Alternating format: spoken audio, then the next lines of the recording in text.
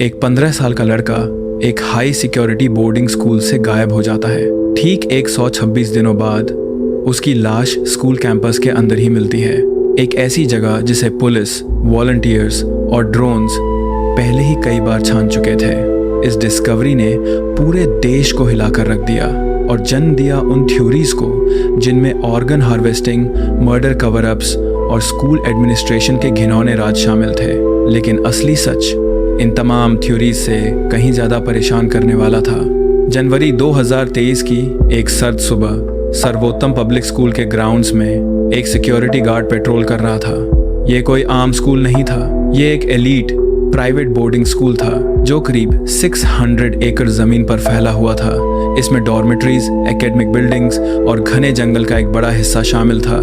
Guard अपने कुत्ते के साथ पथरीले रास्तों पर जा रहा था, तभी उसका एक्सपीरियंस्ड पेट्रोल डॉग अचानक रास्ते में ही रुक गया। कुत्ते ने अपना रुख बदला, उसका जिस्म अकड़ गया और वो जोर से अपनी रस्सी खींचने लगा। वो गार्ड को रास्ते से उतार कर दरख्तों की एक घनी कतार की तरफ ले जाने लगा। गार्ड हैरान था, लेकिन वो कुत्ते के पीछे चल पड़ा। कुत्ता उसे स्कूल की मेन एडमिनिस्ट्रेटिव बिल्डिंग से सिर्फ 200 मीटर दूर ले गया। वहां एक दीवार और ऊंचे दरख्तों के बीच एक छोटी सी खाली जगह थी। एक स्टोरेज शेड के पास उस कुत्ते ने गार्ड को उस मंजर तक पहुंचा दिया जिसने पूरे मुल्क को दहशत में डाल दिया। वहां 15 साल के लापता स्टूडेंट रोहन की लाश जूतों के शू लेसेज से एक दरख्त से लटकी हुई थी। उसे गायब हुए पूरे 126 दिन हो चुके थे। सबसे क्रिटिकल डिटेल उसकी लोकेशन थी। लाश एक ऐसे इलाके में मिली थी जिसे एक बार नहीं बल्कि कई बार प्रोफेशनल सर्चर्स, वॉलंटियर्स और ड्रोन्स ने चेक किया था। इतनी करीबी जगह को सर्च न करना, इसने फौरन सबसे खौफनाक कॉन्स्पिरेसी थ्योरीज को जन्म दिया। इल्जामात लगाए गए कि स्कूल के अंदर ऑर्गन हार्वेस्टिंग का एक बड़ा नेटवर्क काम कर रहा है। प्रिंसिपल किसी जुर्म को छुपाने के लिए मर्डर प्लॉट चला रहा है या स्कूल में शदीद बुलिंग हुई है। लोगों ने यह मानने से इनकार कर दिया कि ये एक सिंपल सेल्फ हार्म केस था।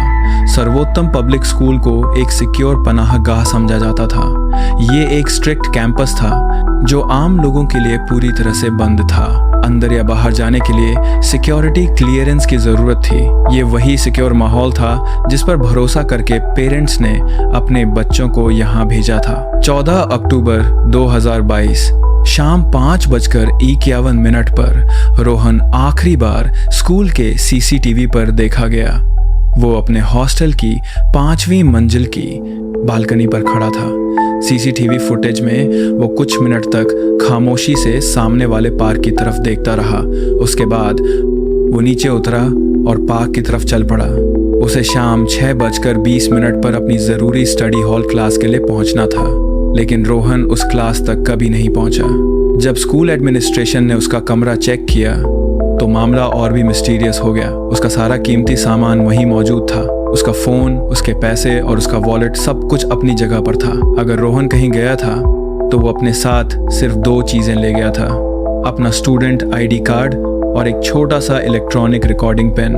ये वही पेन था जिसे वो आमतौर पर अपने क्लास लेक्चर्स रिकॉर्ड करने के लिए यूज़ करता था। रोहन का परिवार, जो स्कूल से 3 घंटे की मुसाफत पर रहता था, खबर मिलते ही भागकर स्कूल पहुंचा। वो फौरन ही मायूस हो गए क्योंकि पुलिस ने इस केस को एक मिसिंग पर्सन केस क्लासिफाई किया, यानी एक ऐसा लड़का जो शायद खुद ही घर से भाग गया हो। ऐसे केसेस को क्रिमिनल इन्वेस्टिगेशन जितनी अहमियत नहीं दी जाती। परिवार ने इस बात पर प्रोटेस्ट किया। उन्होंने बताया कि रोहन भागने को कमेंट वालों में से नहीं था। वो एक सेल्फ सफिशिएंट और डेडिकेटेड स्टूडेंट था। वो अपनी दादी की कामों में हेल्प करता था और उसने अपनी पढ़ाई की फीस भरने के लिए अपनी पॉकेट मनी से पैसे बचाए थे। वो अपनी जिम्मेदारियों और परिवार को छोड़कर जाने वाला लड़का नहीं था। इसके बाद एक बहुत बड़ी रिसर्च शुरू हुई जो आखिर में नाकाम साबित हुई।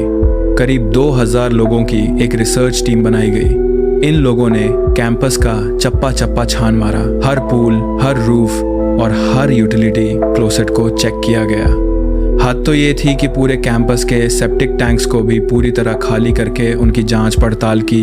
गई। ड्रोन्स ने पूरे 600 एकड़ पार्कलैंड की 3D इमेजिंग और थर्मल स्कैनिंग की। टीम्स ने 884 कमरों, 11 अंडरग्राउंड पाइप्स और 10 सेप्टिक टैंक्स को मैन्युअली क्लियर किया। इस पूरी मेहनत का नतीजा सिफर। उन्हें एक भी सुराग, एक भी निशान या कपड़े का एक टुकड़ा भी नहीं मिला। जब पुलिस रनअवे थ्योरी पर अटकी रही तो परिवार ने ऑफिशियल फाइंडिंग्स को रद्द कर दिया। उन्होंने लॉयर्स की हेल्प ली और suspicion off campus burial case के नाम से एक पब्लिक स्टेटमेंट जारी कर दिया।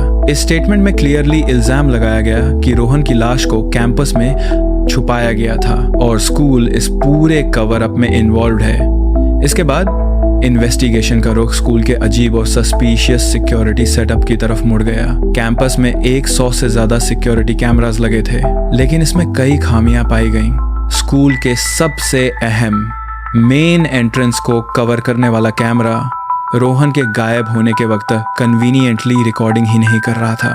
6 मेन कैमरा होस्ट में से 5 के मॉनिटरिंग लॉग्स मिस्टीरियसली तरीके से गायब थे। और सबसे इम्पोर्टेंट, जिस स्पेसिफिक सिक्योरिटी कैमरा ने रोहन को आखिरी बार पार्क में एंटर होते कैप्चर किया था, वो उसकी लास्ट एंट्रेंस के फौरन बाद रिकॉर्ड करना बंद हो गया और अगले दिन सुबह 1 बजे तक दोबारा ऑन नहीं हुआ। स्कूल ने इस संगीन लापरवाही को एक टेक्निकल ग्लिच का नाम दे दिया। इस हाई प्रोफाइल केस में फेमस फोरेंसिक्शन बादा रखा जाता है और अपने आगे फोरेंसिक्स एक्सपर्ट प्रकाश राव ने भी अपनी ओपिनियन दी। अगरचे वो खुद सीन पर नहीं गए थे, लेकिन उन्होंने अपने एक्सपीरियंस से बताया कि यह बहुत ज़्यादा नामुमकिन है कि एक 15 साल का लड़का इतने हाई सिक्योरिटी कैंपस से अकेला निकल जाए और किसी को नजर ना आए।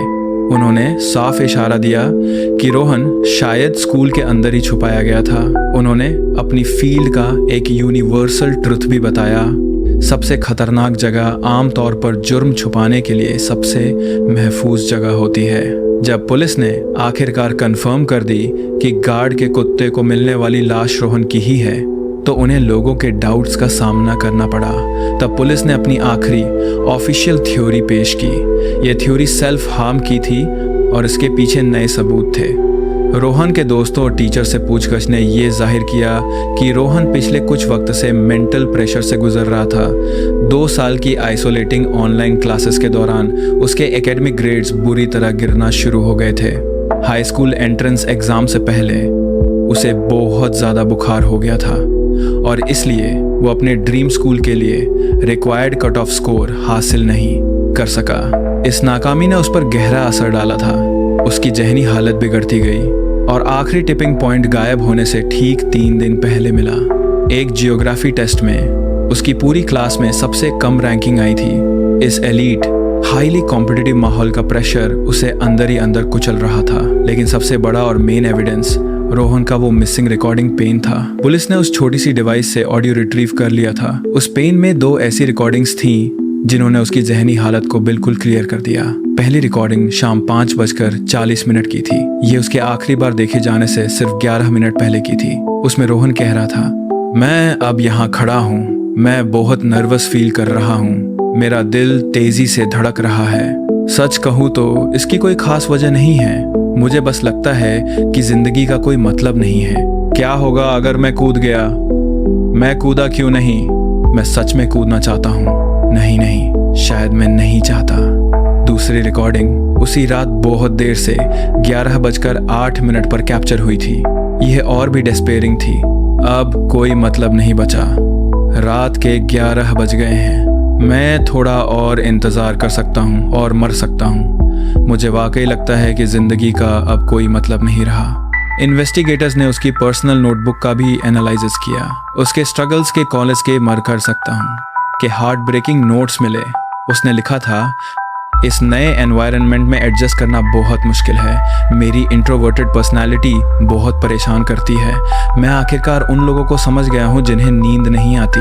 रात में आप बस यह सब अजीब चीज़ें सोचते रहते हैं। उसने बार बार ये लक्षण 2 से उस प्रेशर और अपने टीचर्स को मायूस करने के खौफ के बारे में भी लिखा था। उसे डर था कि वो अपने परिवार को मायूस कर देगा जिन्होंने उसकी एजुकेशन के लिए इतनी एफर्ट्स की थी।